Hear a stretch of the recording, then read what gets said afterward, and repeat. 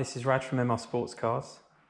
This is another Diary of a Porsche Specialist episode, looking at two 987 Gen 2s. So both the Cayman in aqua blue metallic and the Boxster S in basalt black. The Cayman is also an S as well. So they have the same engine, 3.4 flat six, direct fuel injection. They also have very similar body style. Spec is a bit different on these, and I'll talk through that in a bit.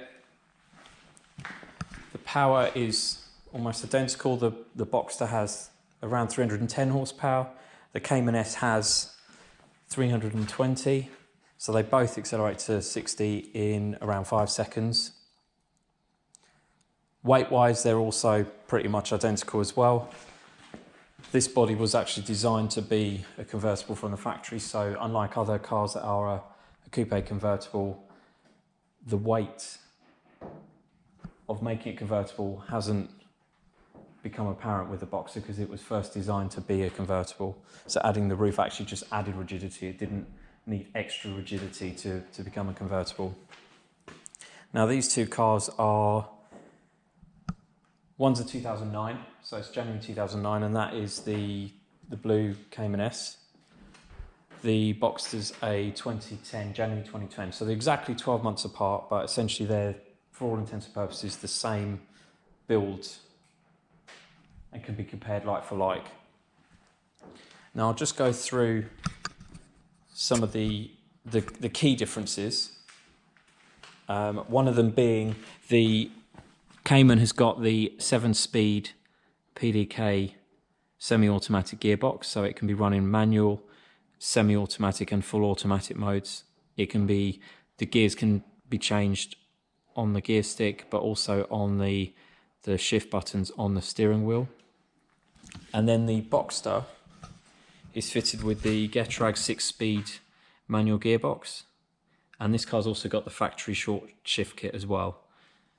So these were the two options available on both throughout their production,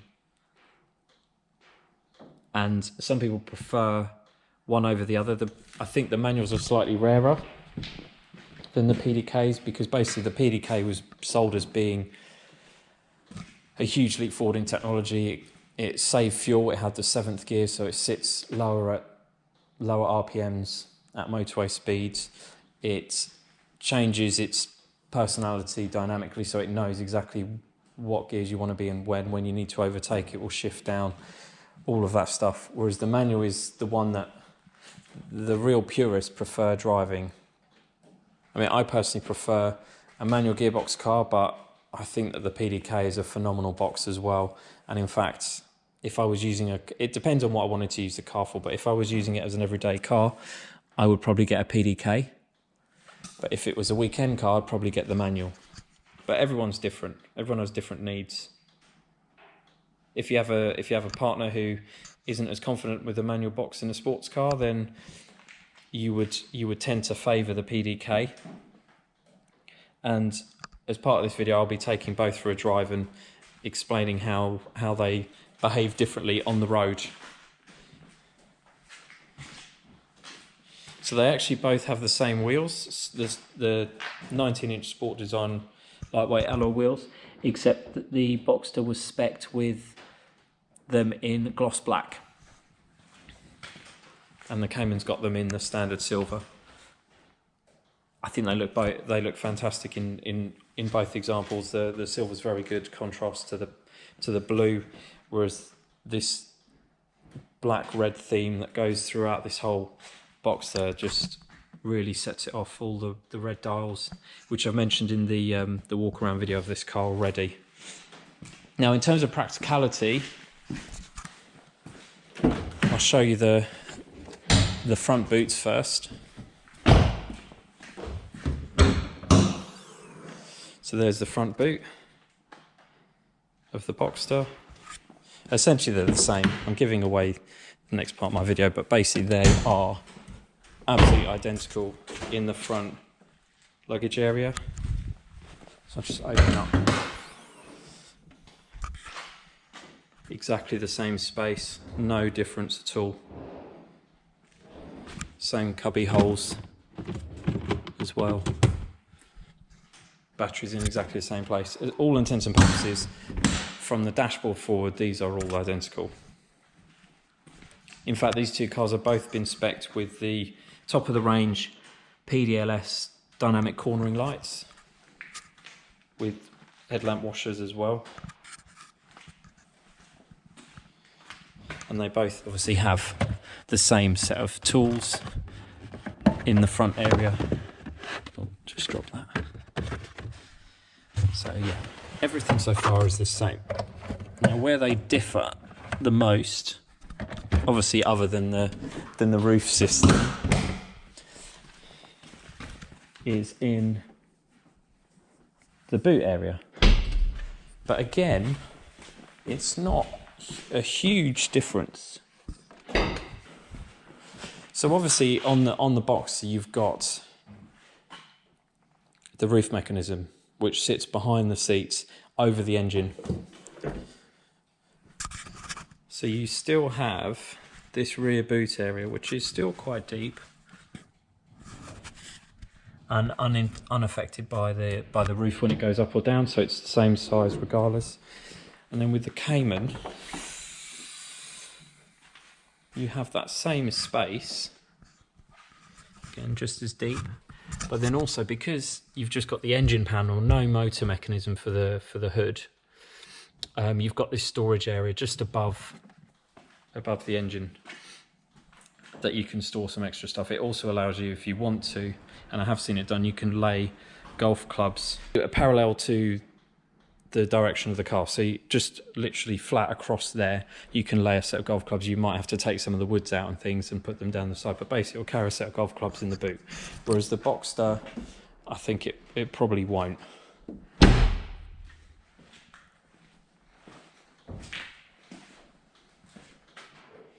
They both have a similar badge on the back, Cayman S, Boxster S. And as I said, they both have the 3.4 litre, it's a 3436cc engine with a slightly different tune, so 310 versus 320. And they have the same red line, they have the same sort of peak power at 7,200 RPM. Slightly more torque, I think there's sort of 8 foot-pounds or something of thereabouts difference. Boxster, I believe, is 266, and the Cayman is 273, 274 foot-pounds of torque. I mean, everything, even the filler caps are in the same place. This one's got the optional tech equipment one, and this one's got the standard.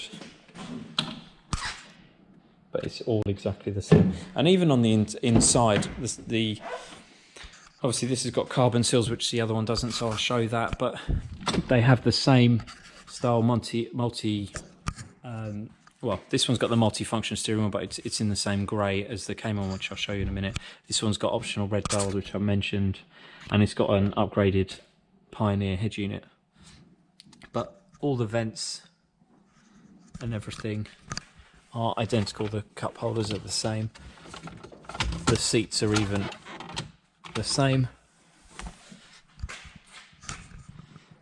And the bulkhead is in the same position as well. So the seats go back the same amount in both cars.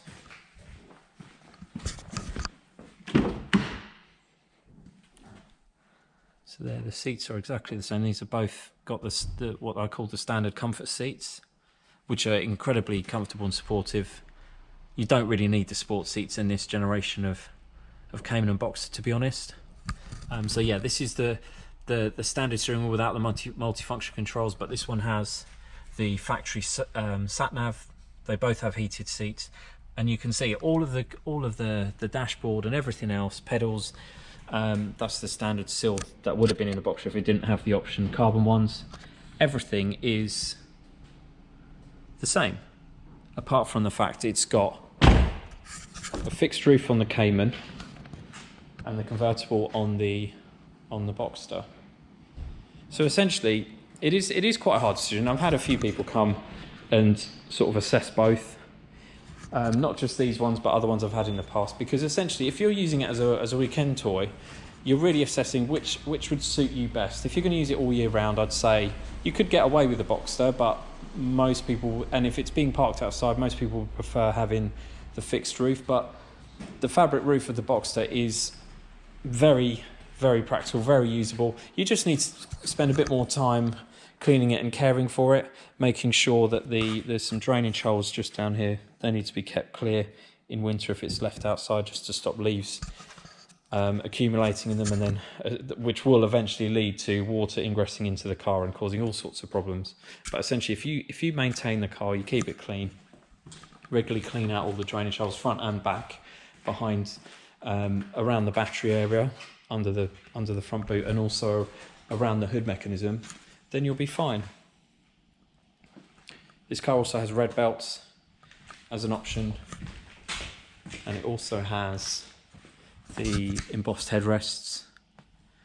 So then comparing it to the Cayman, it doesn't have the embossed headrest, so you would just get that if that wasn't spec'd, and obviously the black seat belts are the standard equipment. Both cars are fitted with what's called Sound Package Plus, so it's an amplified unit. It isn't as powerful as the Bose, but in all honesty, they're a decent system. It's a 9-speaker or a 10-speaker system in both of these, so plenty good enough for enjoying music while enjoying the drive, which is the key thing, I think. So now I'm going to take both for a drive and talk you through what they're like, the PDK in the Cayman, and also with the roof down with the manual. What's also nice about the Boxster is it also has the factory switchable sports exhaust, so that I'll demonstrate that as well, whereas the Cayman doesn't. It has the standard exhaust, so it's the same sound regardless of, you can't change the sound of the exhaust at the switch of a button like you can in this particular Boxster. So I'm starting the driving part of this video in the Cayman S. As I said, it's the 987 Gen 2 3.4, and it's got the 7-speed PDK box, so it's a semi-automatic box. As soon as you drive, if you put it in drive, it will creep if you want it to, and you just once you release the brake, you have to change the drive selection mode while your foot's on the brake, just like any other auto. And as soon as you pull off, it's in auto mode. If you want to put it in manual mode, you just move it to the stick to the left, and you'll hear it click. And then basically you're in charge of what gear it's in. It won't allow you to stall at a junction though, so it will downshift if it needs to prevent the car from stalling. So now I'm in 4th gear. I pull it back to go to a lower gear, so I've gone into 3rd, pull it back again, go into 2nd, and you push it away from you to change into a higher gear. So I'll put it back in auto now.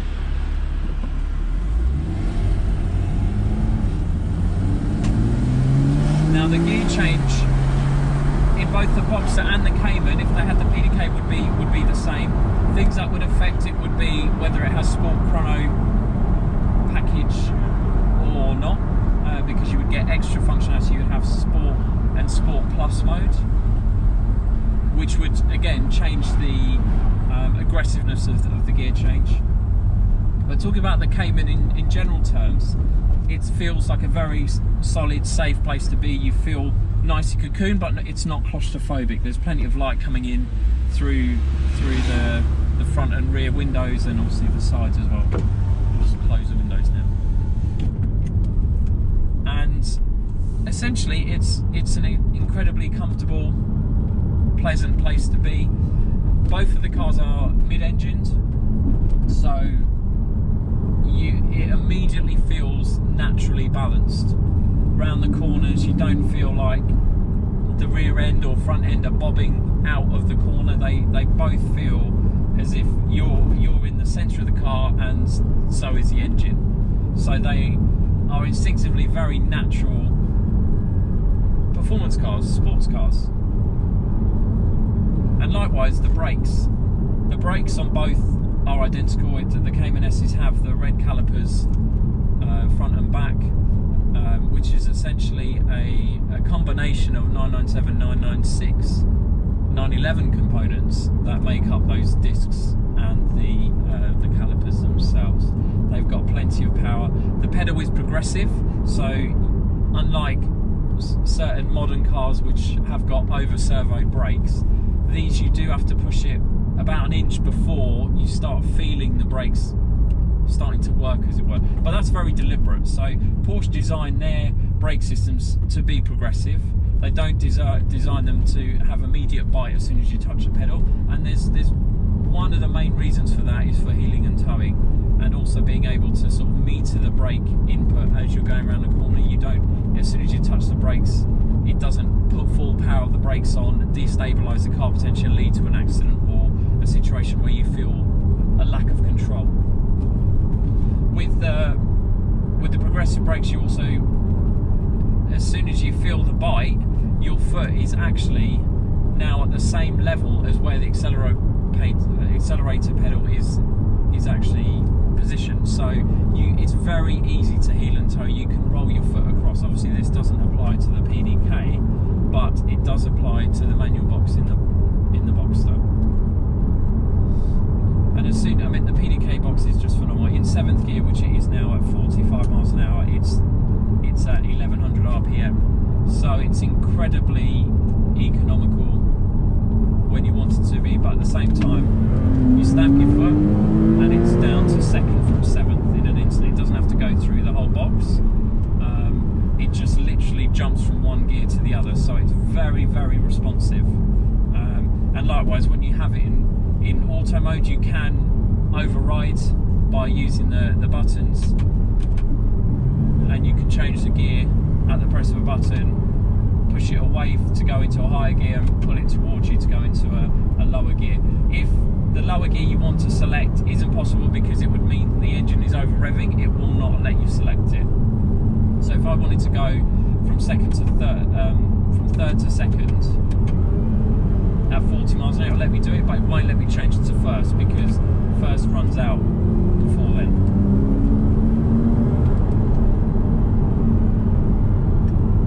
I just love driving the Cayman S Boxsters. I think they're the perfect balanced mid-engine sports car, and that's why so many people like buying them as well. Right, so I'm going to head back now and get in the Boxster, the manual Boxster S. Here I am in the second part of the driving part of this diary of a Porsche Specialist.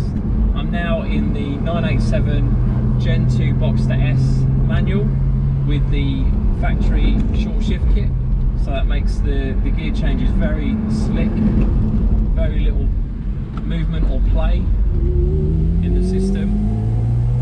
This car also has Sport Chrono Plus package, so it has the sport button being a manual, which livens up the throttle response. It doesn't do anything to the gear change in a manual gear car, but it would do if it was a PDK. But it also has, which is open at the moment, the switchable sports exhaust, which sounds absolutely sensational. I think having the lack of the roof also enhances the sound of this engine, because as I said, it's the same engine in the Cayman and the Boxster S, 3.4 direct fuel injected flat 6, and it's the same engine in the later 981s as well.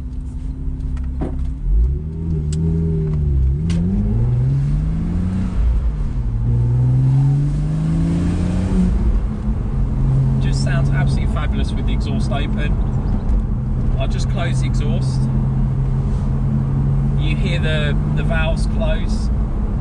Quite often with the switchable sports exhaust, one or both of the, on 911s, one or both of the valves are normally seized shut or open. So it's worth checking that when you buy one, that you can hear it actually switch between one to the other. So that's with it open. This is with it closed.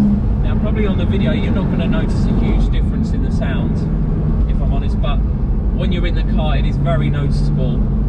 You get much more of the rasp of the engine. You also get cackles and spits when you downshift. This being a manual car means you can heel and tow.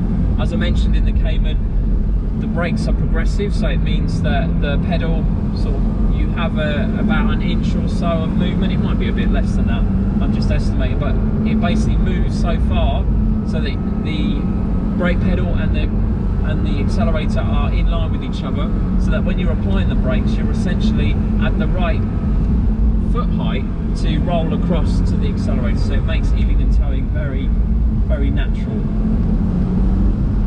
Now, as I said, that the underlying chassis and body shell of the Cayman and Boxster are very, very similar, in many parts identical.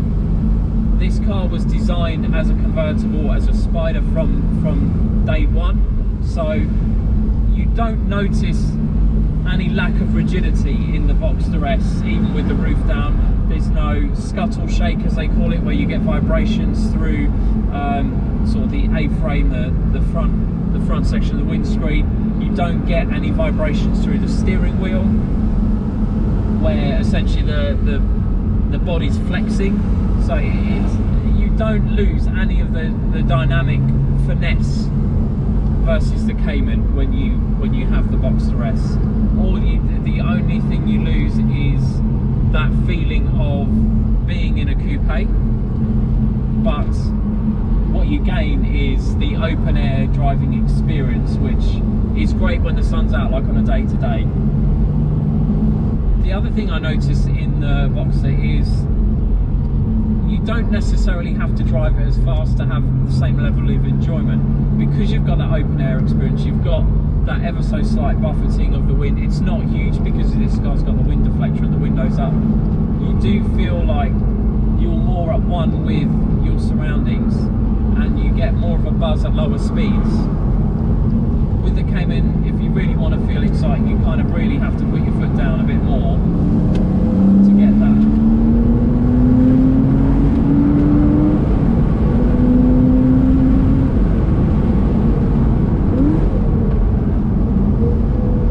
So that was me heeling and towing there, or trying to.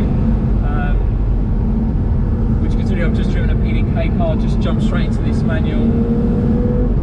Just shows you how easy it is. Wearing the best shoes for it. So yeah, all in all, I would say that the car that I would have as a weekend fun car would be the Boxster. The slight extra level of care you have to put on cleaning the hoods, making sure it doesn't get bird deposits or leaves build up anywhere on it because it's fabric, I think is more than made up for in the driving experience. So in summary, I think they're both fantastic cars, but for me the Boxster S has that extra level of involvement. Also, I think I love the PDK box, but for me that manual gear change just adds that extra level of involvement and engagement that makes it just that little bit more of an engaging drive. That's not saying that the PDK is unresponsive or dim-witted or slow. It's just it's actually more efficient than driving with a manual box, but having that extra level of control leads you to feel more satisfaction when you drive the car. And I think that's what I'd end with, is basically a Boxster S with a manual box is probably the sweet spot in the 987 Gen 2 range. If you've enjoyed watching this comparison video as part of my Diary of a Porsche Specialist series, please don't hesitate to subscribe, like the video, and also watch some more of the episodes where I go through other interesting facets of Porsches in general, and also options and how you buy a decent Porsche. So please stay tuned and also watch some of the other videos I've already put up. Thanks for watching.